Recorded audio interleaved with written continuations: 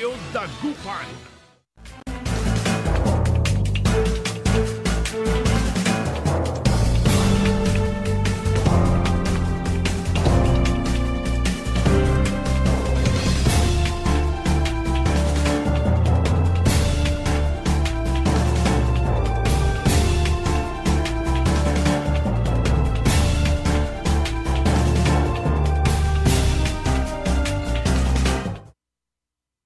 Isang napakagandang umaga po ang ating pagbati. Good morning, good morning, good morning, good morning, good morning, good morning, good morning, good morning. Magandang umaga po sa inyo lahat. Araw po ngayon ng Tuesday at ngayon ay April 15, 2025. At oras na po natin programang Todo Balita at Komentaryo.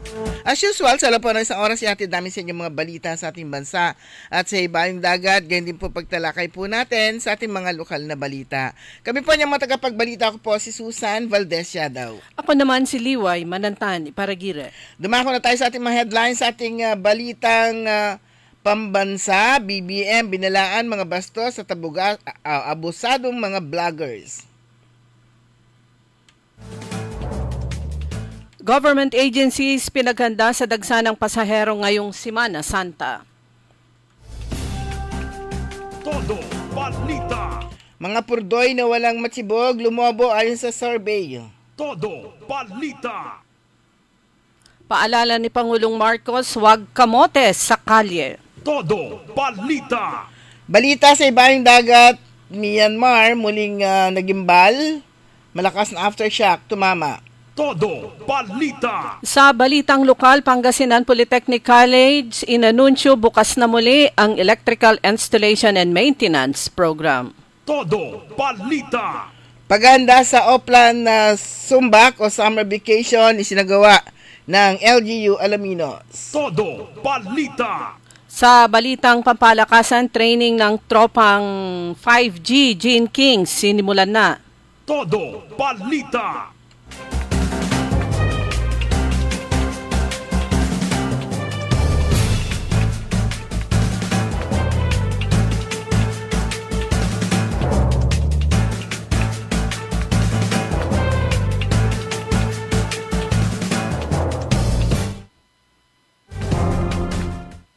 Inatasan ni Pangulong Ferdinand Marcos Jr. ang mga ahensya ng gobyerno na tiyakin na ligtas at maayos ang pagbiyahe ng mga Pilipino at mga dayuhan ngayong panahon ng Semana Santa. Ayon kay Palace Press Officer Undersecretary Attorney Claire Castro, partikular na inaasahan ng Pangulo na tutulungan ang mga posibleng isyo na maaring sumulpot. Ayon kay Transportation Secretary Vince Dizon, tulad ng mga pasilidad sa transportasyon at overloading ng mga pasahero. Bukod anya dito, dapat ding bigyan ng proteksyon ang mga naiiwan sa bahay na hindi magbibiyahe at magbabakasyon.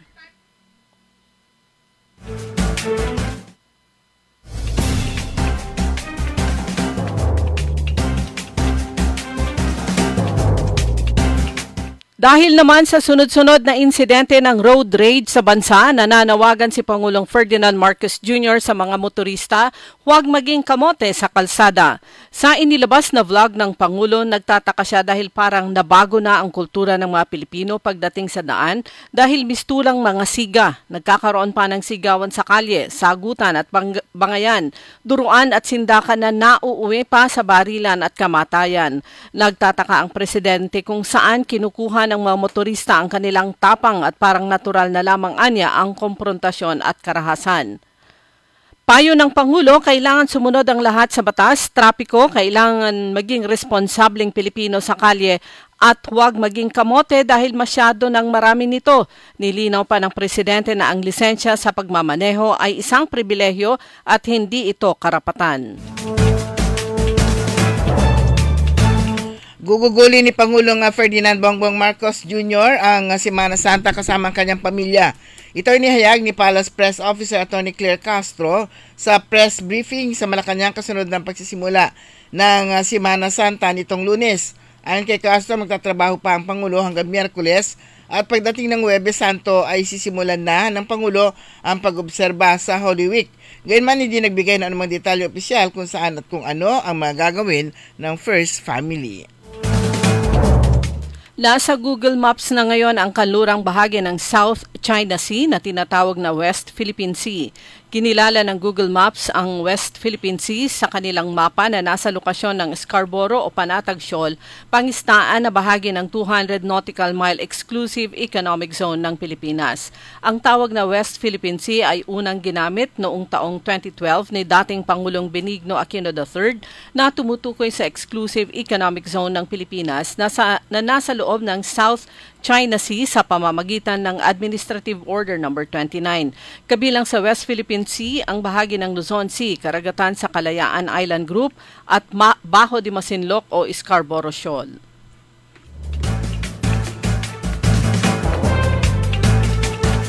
Gagaan ang pasanin ng mga motorista ngayong Semana Santa matapos i-anunsyo ng mga kumpanya na langis ang big time oil price rollback.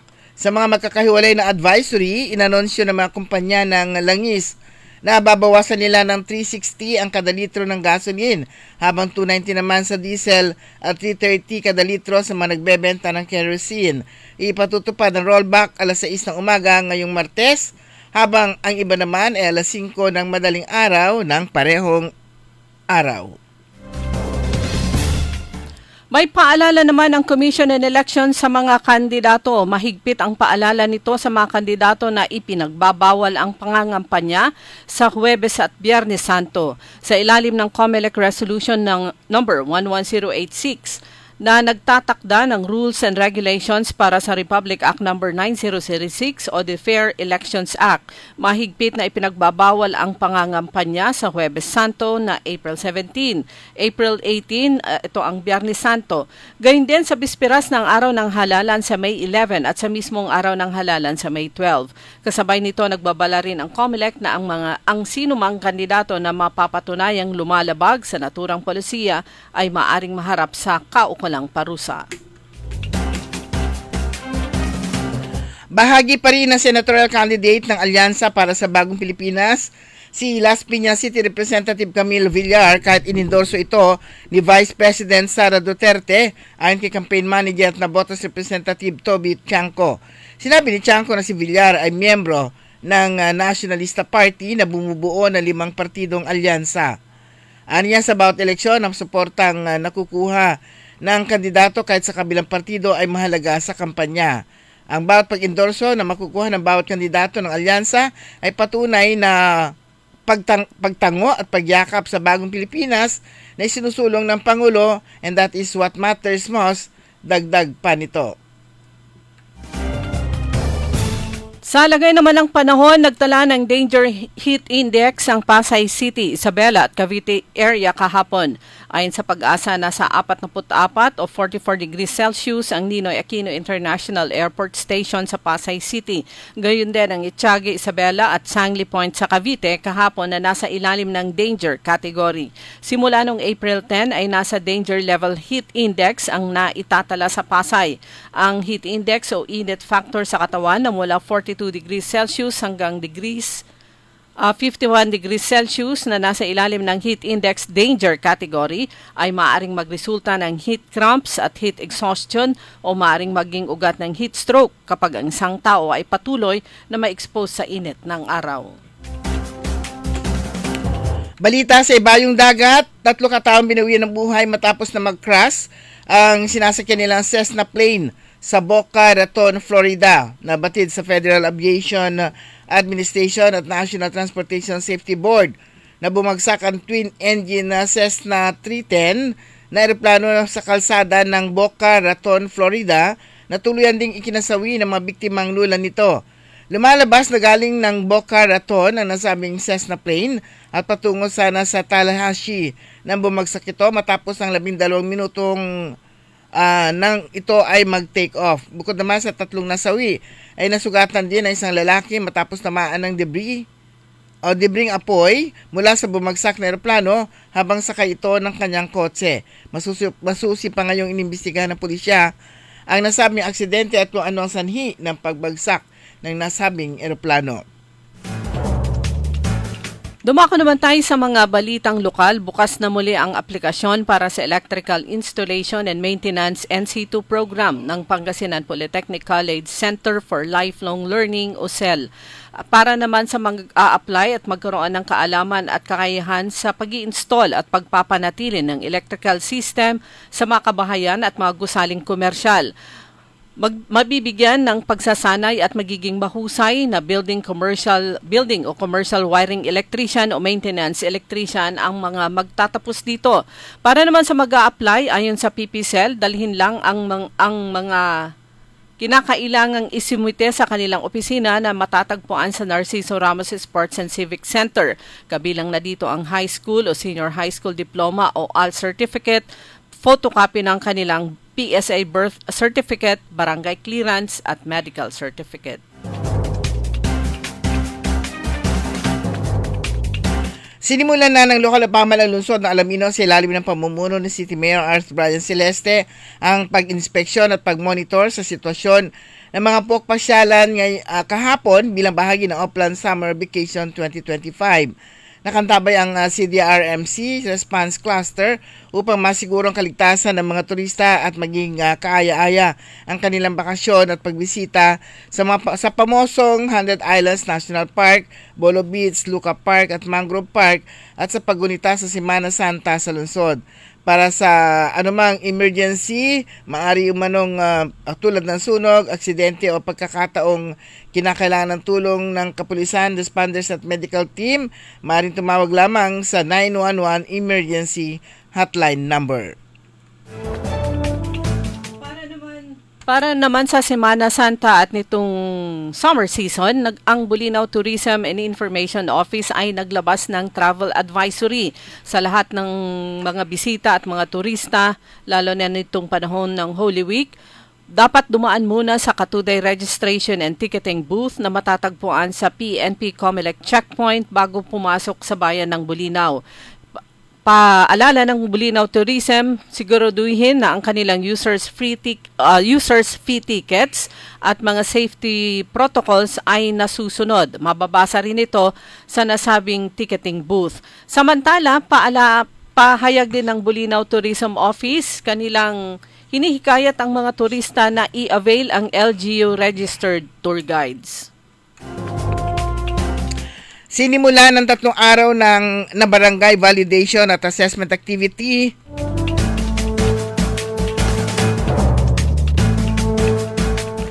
ng Municipal Validation and Assessment Task Team kahapon, Abril 14.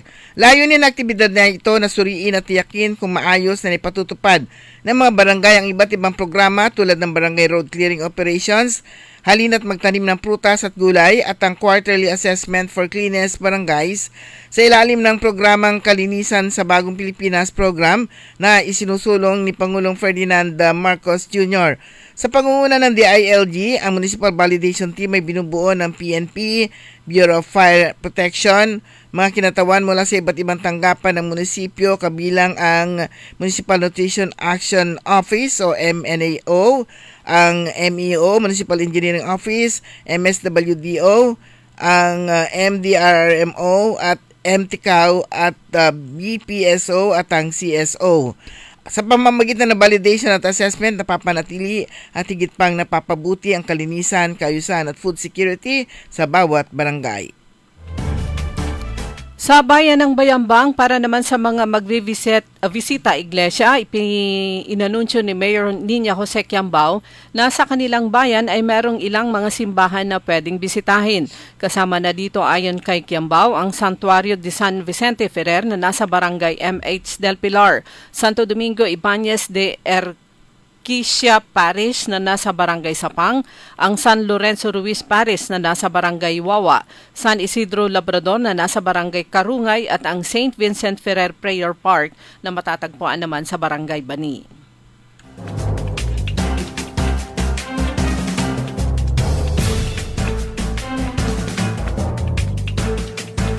Dumako naman tayo sa mga balitang pampalakasan.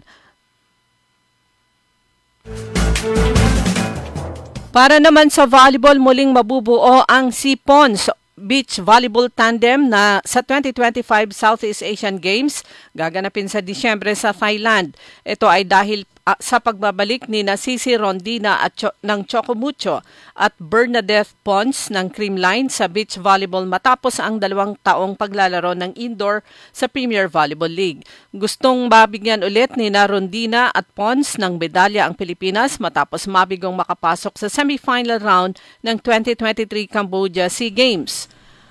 Ito rin ang hangad ng 28 years old na si Pons na bukod sa back-to-back bronze medals noong 2019 at 2021 SEA Games, humataw din ng gold ang tambalang si Pons sa 2022 Volleyball World Beach Pro Tour Subic Bay feature o future leg.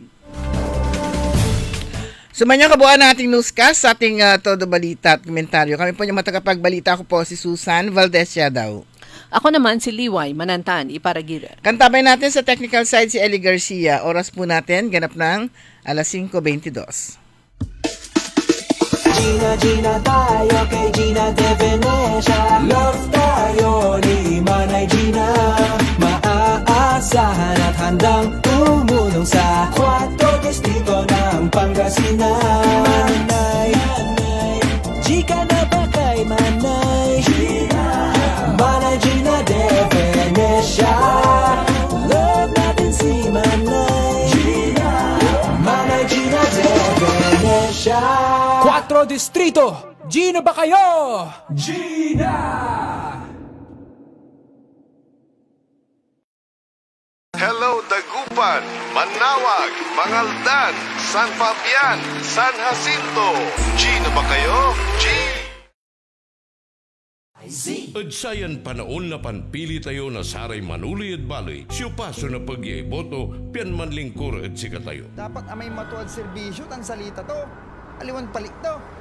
Pian nagamuran na umbali sa tuan serbisyo. Napag amay unaan to, soy-oy na umbalay. Aliwan say dilin interesto.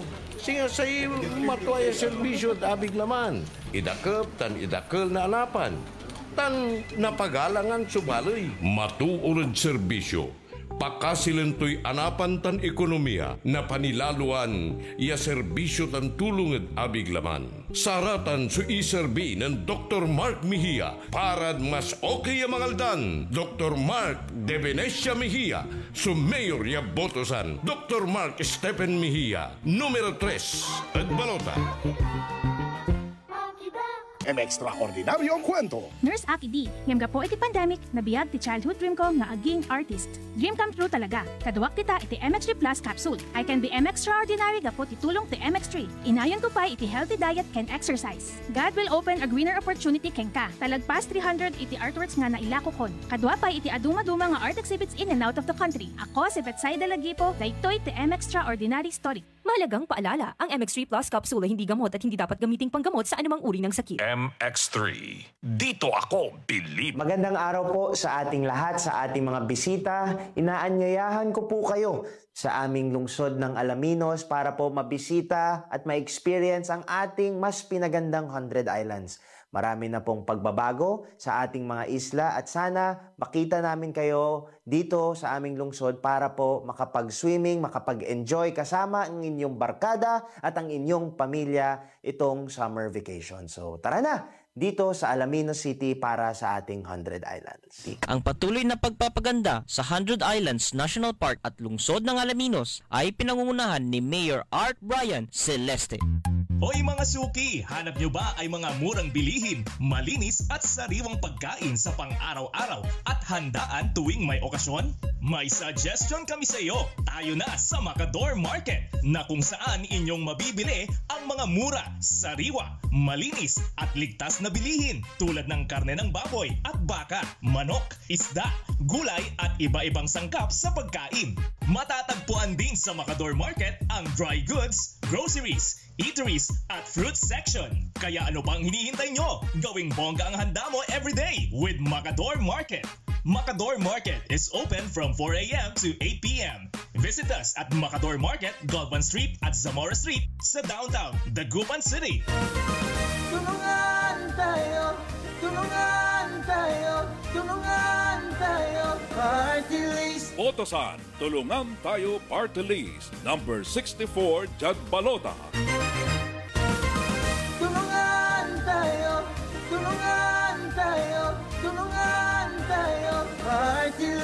iboto.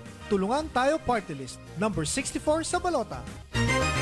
Political ads paid by 64, Tulungan Tayo Party List, San Miguel, Calasiao, Pangasinan. Nakikita pa ba ang pagmamano sa mga Pilipino ngayon, lalo na sa mga kabataan ngayon?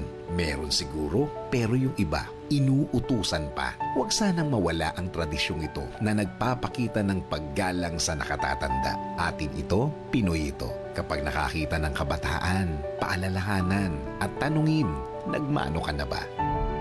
Isang paalaala para walang makalimot. Hatid ng ALC Group of Companies, Aliw Broadcasting Corporation, Station DWIZ News Nationwide, DWIZ News FM Regional Group, Home Radio 97.9, Aliw Channel 23, Philippines Graphics, Cook, Plan Bank, Business Mirror, Filipino Mirror, Brown Madonna Press Inc., City State Savings Bank, AAA Southeast Equities Inc., Filipinas Pawn Shop, at ng Sandari Batulao, DWIZ, Liway Manantan at Isusan Yaraw sa Todo Balita.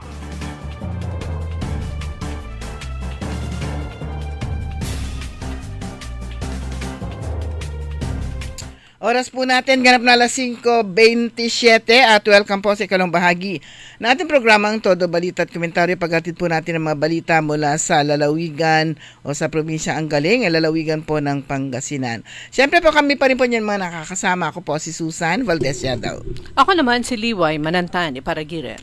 Ayan, dalawang araw na lang. Actually, Holy Week na po ngayong week na to. So, ngayon tawag ngayong araw na to ay Martes Santo.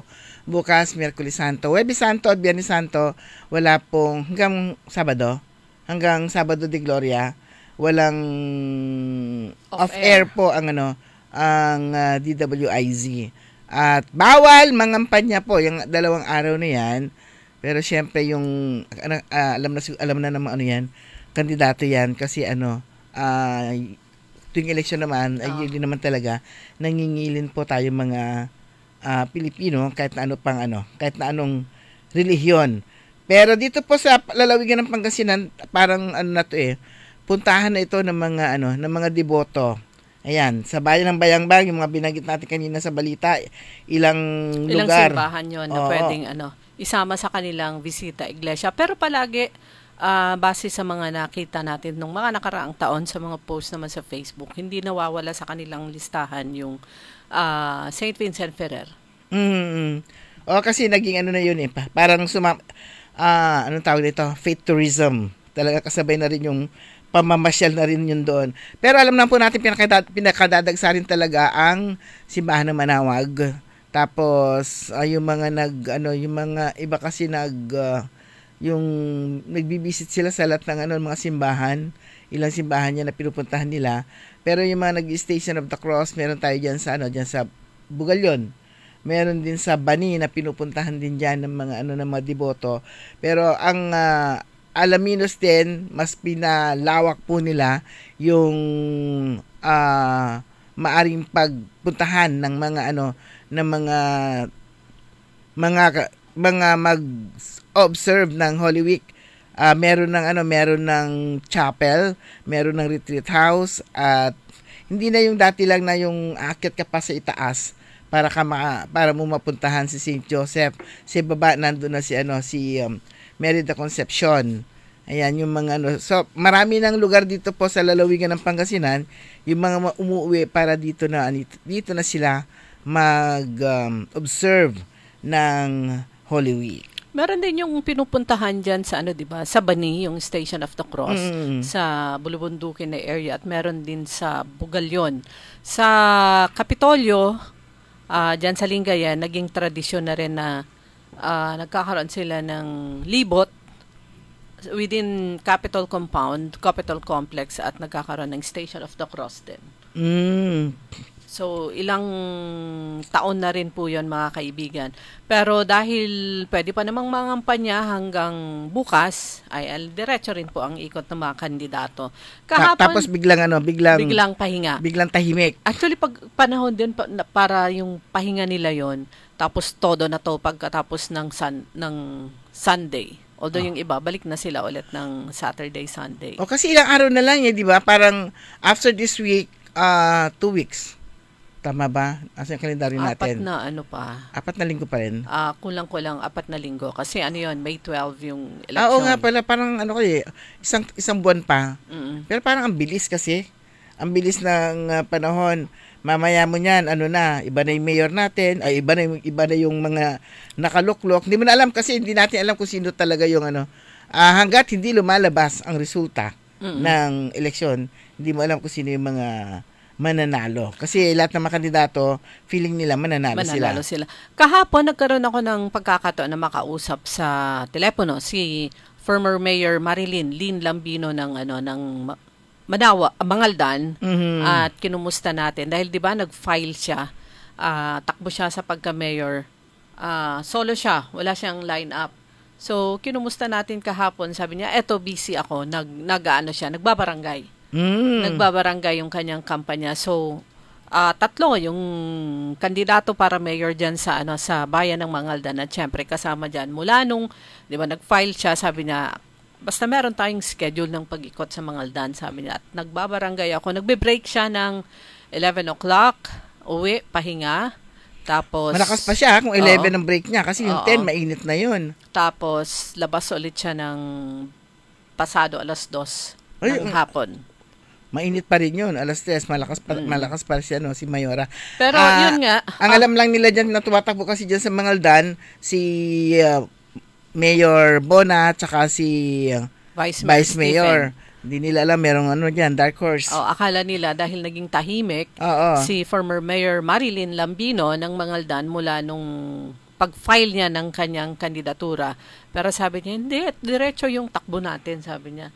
So, meron lang siyang mga inasikaso nung mga nakaraan, pero yun nga, sabi niya, hindi, umiikot ako sa mga barangay, sabi niya. Oo, kasi tahimik yung parang, yun lang kasi yun ang pagkakaiba ng wala kang maraming kasama. So, parang isa lang siya, pinili, hindi naman siya independent, kundi lakas siya eh.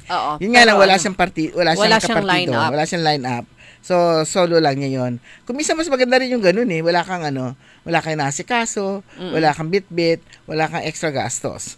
At saka nalaman din natin kahapon dahil kinumusta rin natin si attorney, ang kanilang asawa, si former secretary, si attorney Raul Lambino. Sabi niya, nasa siya ngayon? Sabi niya, kahapon parang nasa Mindanao eh.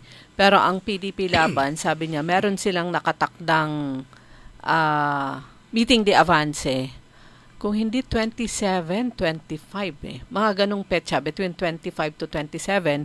Siyempre, yung aking memory, hindi na. Pero mga ganong petsa. Sa Barangay Bunlag sila magmi-meeting de avance. Saan yung Bunlag? Doon sa kanila? Doon sa barangay nila.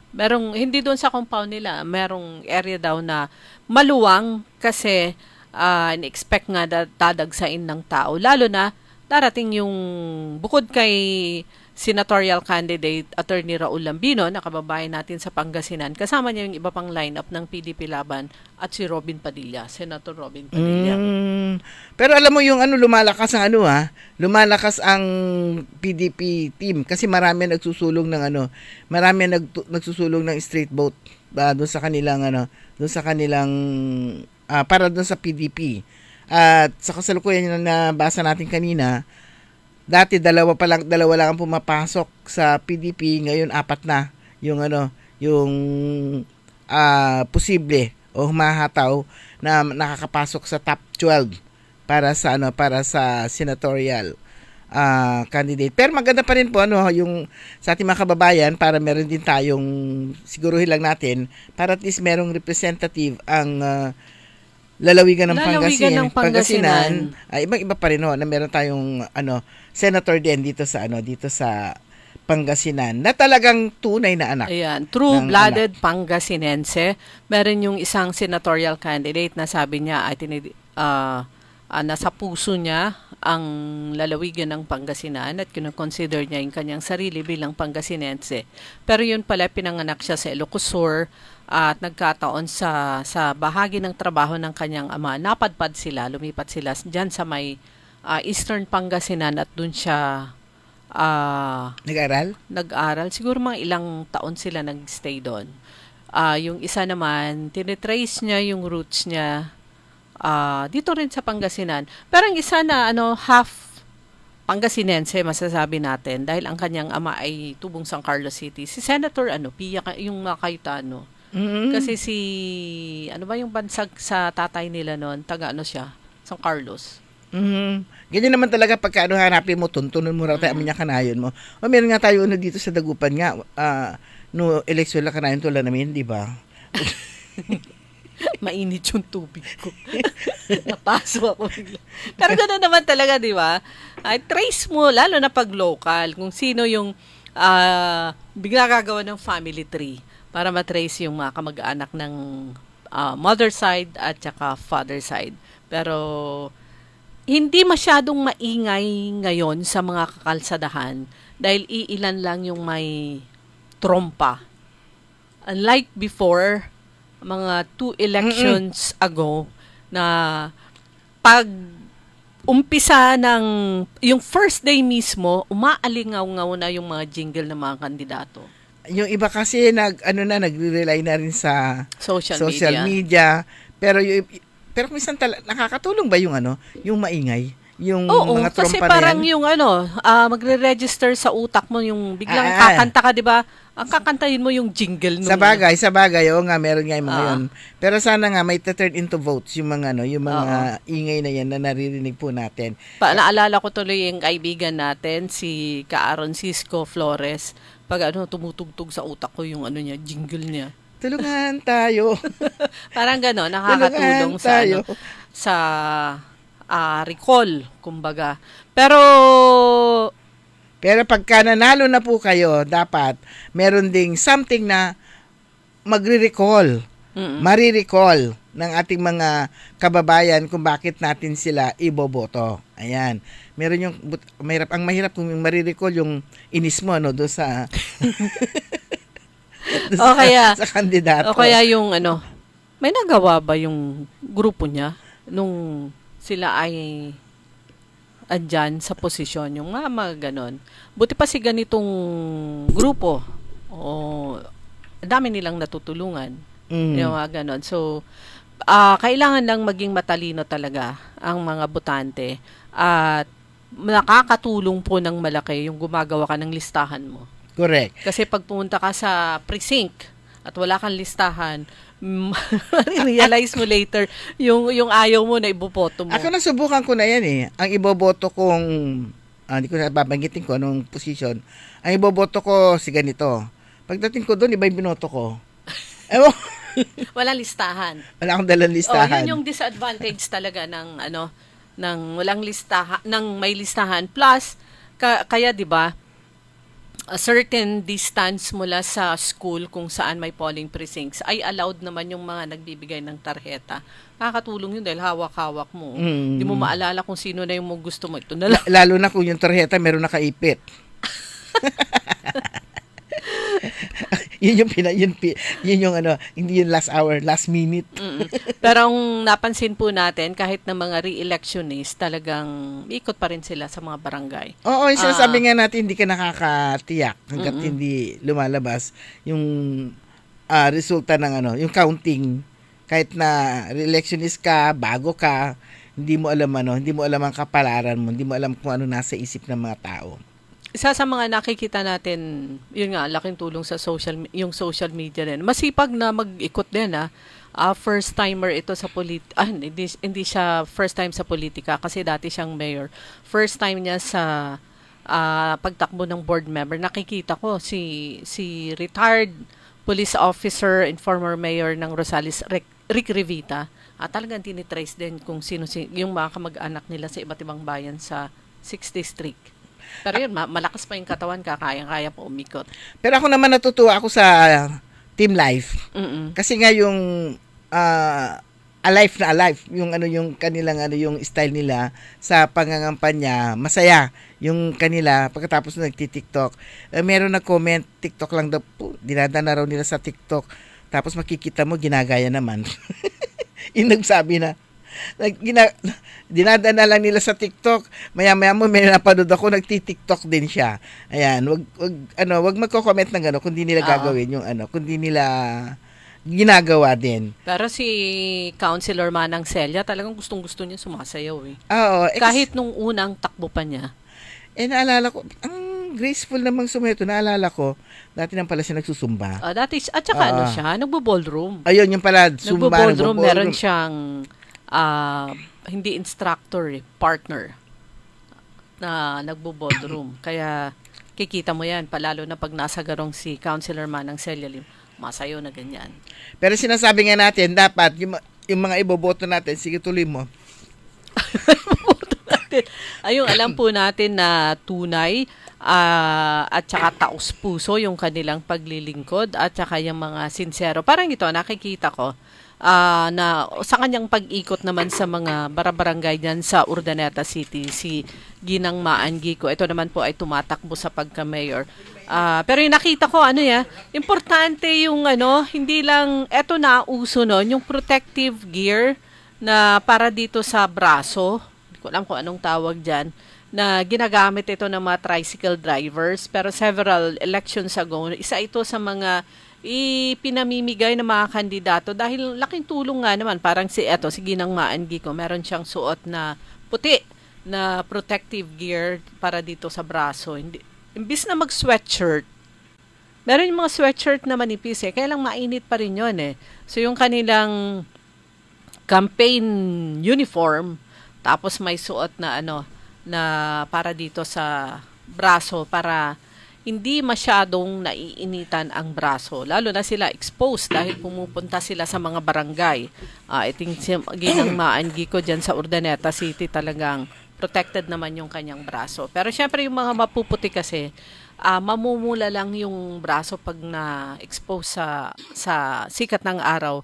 Pero yung makulay namin kayumanggi ay i-absorb niya ng init. Yung init, mabilis mangitim. Pero yung mga mapuputi, mamumula lang. Tapos magbabounce lang yung araw.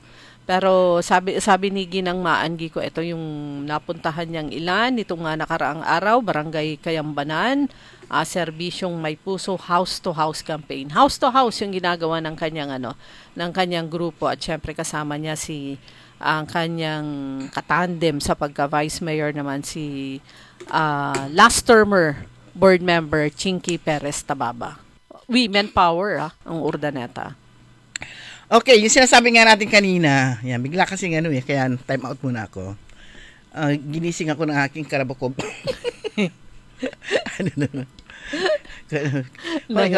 Kinalabit ako.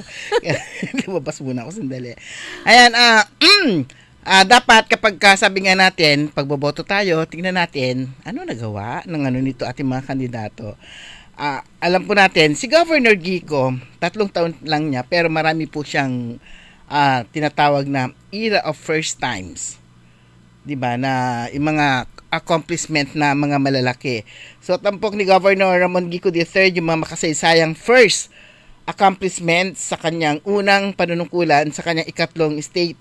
Binanggit niya nung kanyang yung kanyang sopa nung Abila 5 sa pagdiriwang ng Foundation Day ng lalawigan ng Pangasinan sa Season Auditorium. Tapos, tuloy mo ulit.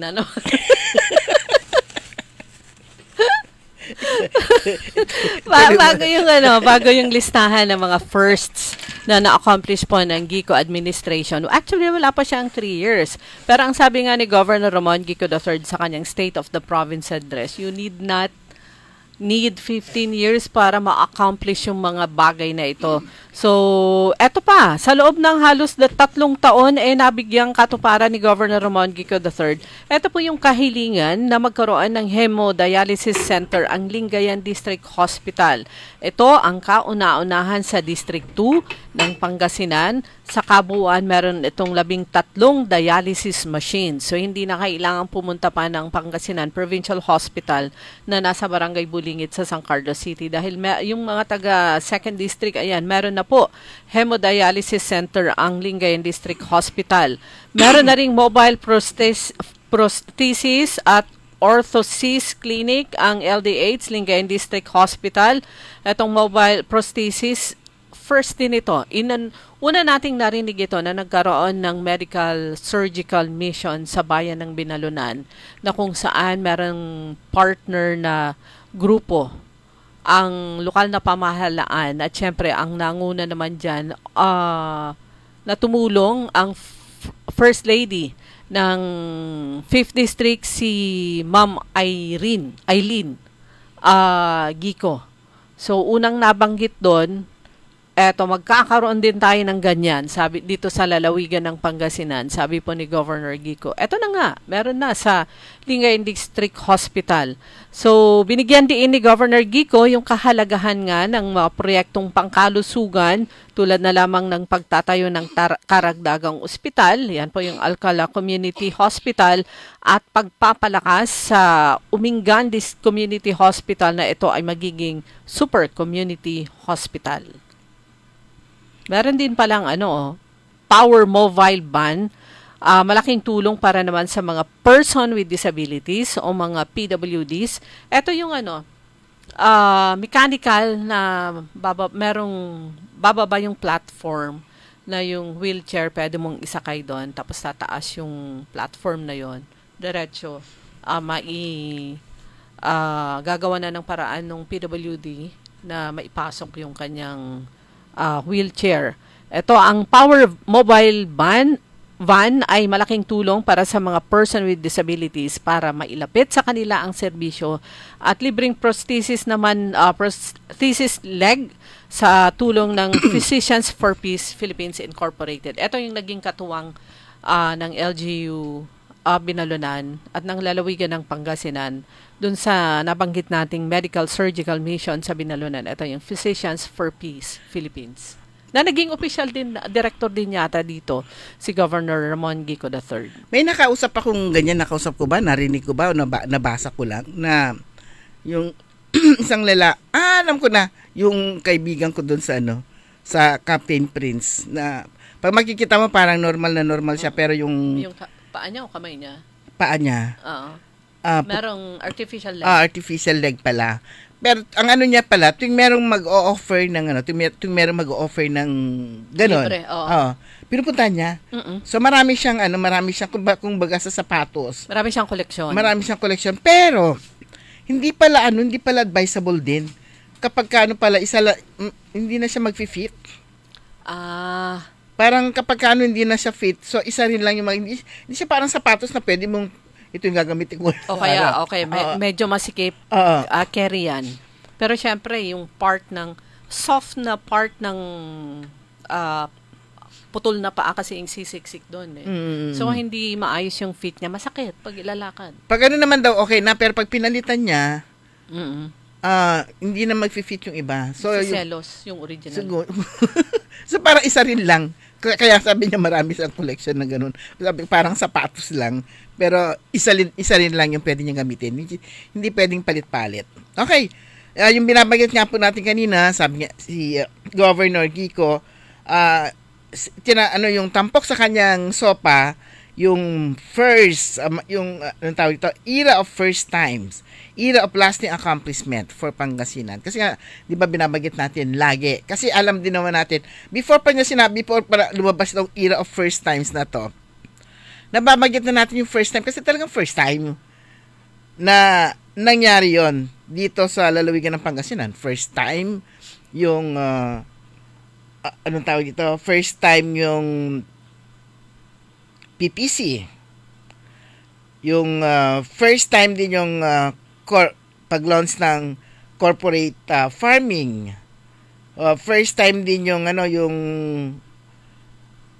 Pangasinan Salt Center na pinangangasiwaan na ngayon ng provincial government. At marami pang mga first time. Ayan, yung launching of Green Canopy Project, first time po yan. Kasi itong Green Canopy Project na to, sa iba't ibang mga lugar, sa lahat ng available na pwedeng pagtamnan, forest trees, fruit trees, at kahit na ano pang klaseng mga puno na pwedeng itanim at makapagtanim yung ating mga kababayan dito po sa lalawigan ng Pangasinan. Yan, ang binabato nila kay Governor, ito ngang nagputol ng pinutol yung mga puno doon sa itinatayong paglalagyan ng reflecting pool. Reflecting pool. Pero hindi nila nakita na nagputol din yung past administration nung itinayo yung mga buildings. So, merong itinayo doon yung ano tawag na building doon, yung bago supposed to be legislative building. Legislative building yon. Ito yung pag facing beach po kayo nasa kanan, malapit sa sa Urduha House, Urduha compound. Meron din yon. Kasi kapag kailangan mo kailangan mo talagang tanggalin para tumayo yung whatever na gusto mo itayo. So yon, nagputol din noon. Kaya that time, hindi naman, walang nakatutok. Walang nagbabantay na... Hindi nila tinutukan yung kanilang sarili. Meron din pinutol din sa Kapitolyo noon that time para itayo yung meron kasi ako nakita kong picture noon at ngayon. So dati noon maraming puno din noon. Ngayon building na yon, yung lugar na yon. So ganun lang po yon. Basta ang importante, nagtatanim, sabi nga nila, tanim mo doon sa dapat pagtamnan yung mga puno. Ayan, at hindi lang kapag isang puno, ilan ang equivalent na dapat itanim? 50 na seedlings ang dapat maitanim. At ito kasi, meron kasi itong Green Canopy Project na to, halos lahat ng mga tawag na ito, mga organizations, yan, pwedeng kumuha doon ng seedlings para magtanim. Ayan, sa mga hindi lamang sa kabundukan, sa flatlands, sa lahat ng mga pwedeng pagtaniman. Basta wag sa kalsada. Pero long before actually kaumpisa pa lang ng termino niya first year pa lang, several months pa lang inumpisa na itong Green Canopy program. Wala pa po itong presentation nila, although nasa plano master plan ni Governor Ramon Kiko III para naman sa Capitol Complex yung development or redevelopment program, pero matagal na pong nag-umpisa yung Green Canopy program ng pagtatanim ng mga forest trees, fruit-bearing trees sa iba't ibang lugar nga dito sa lalawigan ng Pangasinan. At anong significance na pati fruit-bearing trees sinasama? Siyempre, ito ay itinatanim sa lugar na within the reach ng mga tao para pag pwede silang kumain doon ng mga prutas. Pwede silang kumuha ng mga prutas. Katulad yung pinagtamnan doon sa Malasiki, yung nagtanim ang mga Inner Wheel members, Inner Wheel ladies. Ito ay bagong evacuation building na itinayo dyan sa may bahagi ng Malasiki. Saan yun? Sa Larug-Larug ba yun? Pulubundukin. Pero maluwang po yung kanyang compound. Doon itinanim yung mga fruit-bearing trees. At meron ding kabundukan na talagang tinamnan talaga ng mga puno. Yung po sa bayan po ng Bugalyon, yung dinidevelop na ecotourism park doon, isang bundok yan, isang area na talagang pinupunta niya pati tayo sa Inner Wheel at saka sa Pangasinan Presko. Nagpunta rin tayo doon para magtanim. Pero ito pong bundok na to, pag-aari po ito ng gobyerno. Ayan, ito yung magiging mamaya, dinidevelop ito para maging tourism, isa sa mga tourism destination ito. May nag-vlog na may napanood ako na blinag na itong lugar na to na pwedeng puntahan na ng mga ng ating mga kababayan, pwedeng pasyalan. Parang magandang balikan, no? Bago mag-rainy season. Yes, oo. At magandang magtanim pa ulit. Kaya lang maganda na yun ngayon kasi marami ng mga at kumustahin din natin yung ating mga pananim. Yung po yung dinidevelop ngayon isang tourism destination po diyan sa bayan ng Bugalyon. So bundok naman po yan na tinamnan. At yan ay hindi personal, hindi private property kundi pag-aari po ng gobyerno. Samantala sa mga programa pa rin, mga events ng Pistay Diet Celebration, kahapon pumunta kasi ako dun sa mall pumunta ako sa SM Rosales para meron akong bibilhin. Kahapon pala yung pag-uumpisa ng exhibit dyan ito yung mga kasuotan ng mga Limgas na Pangasinan candidates. So kahapon Limgas na Pangasinan Creative Costume Exhibit. The night before pala, yun yung pre-pageant. So, kumbaga, konti lang tulog nung mahaba-haba naman kasi hapon yung ribbon cutting. So, isinuot nila gabi ng Sunday para naman dun sa pre-pageant ng Limgas na Pangasinan. kinaumagahan, kahapon ng hapon, andun sila sa SM City Rosales para naman sa Creative Costume Exhibit. Siyempre, isa sa mga pinaparangalan pag ganyan, yung mga yung mga designer ng kanilang mga costume. So, prinisent yung mga kandidata, sila ay mga naka-black, ng kanilang mga sexy na kasuotan, at andon yung mga designer ng kanilang mga costume. At naka-exhibit po yon hanggang 16. Hanggang bukas, yung kanilang mga costume. Ito yung malapit doon sa likuran, katabi ng escalator. Yung nakaraang taon kasi, andun sa kabilang side, malapit doon sa mga restaurant. Mas maganda yung ngayon. Para sa akin... kasi dyan yung palaging pinaglalagyan ng mga pieces, centerpiece na tinatawag nila. So, pwede kayong pumunta doon, tapos picture-picture, para makita nyo kung... ma-appreciate nyo rin kung hindi lang yung maganda pag sinuot ng mga kandidata, kundi yung creativity ng mga designers.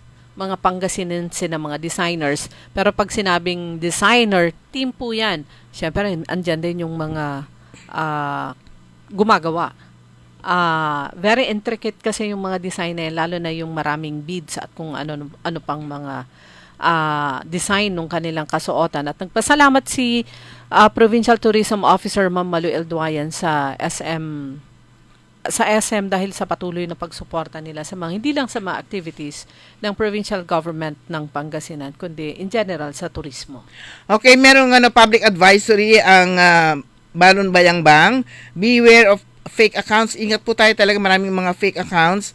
Sabi niya rito, we strongly advise the public to exercise caution and vigilance when coming across Facebook accounts claiming to be notable individuals. Please be informed that Mayor Nina Jose Quembao's only unofficial page. It is important to check the blue badge and do background research when verifying accounts or pages. Some fake accounts are scams targeting your information and will jeopardize your data privacy. Announcement naman mula sa Central Pangasinan Electric Cooperative, gaganapin ang kanilang 2025 Annual General Membership Assembly o AGMA. Magkakaroon ng pre-registration. Yung Annual General Assembly ng Senpelco ay gaganapin yan sa May 31. Magkakaroon din ng Facebook Live. Pero para makita nyo po yung step-by-step na pag-register, pumunta po kayo sa kanilang Facebook page na Central Pangasinan Electric Cooperative. Okay, good morning Kuya Benji, Tan, Oscar Dolormente, Rolly Soriano, Randy Manawis, Glory Sanchez, Maramba, Jake Leda Mateo, Roberto Nimer. Wala na po tayong sapat na oras mga kaibigan. Antabayanan po ninyo, susunod agad, early in the morning, makasama po ninyo si Kaaron Orly Navarro. Programang Todo Balita at Komentaryo, kami po yung mga nakasama. Sa technical side, si Eli Garcia at ang kanyang mga OJT. Ako po si Liway Manantani para Gire. Ako naman si Susan Valdez Siadaw. Magandang umaga po sa inyo lahat. Sumain nyo ang Todo Balita, Lunes hanggang Sabado.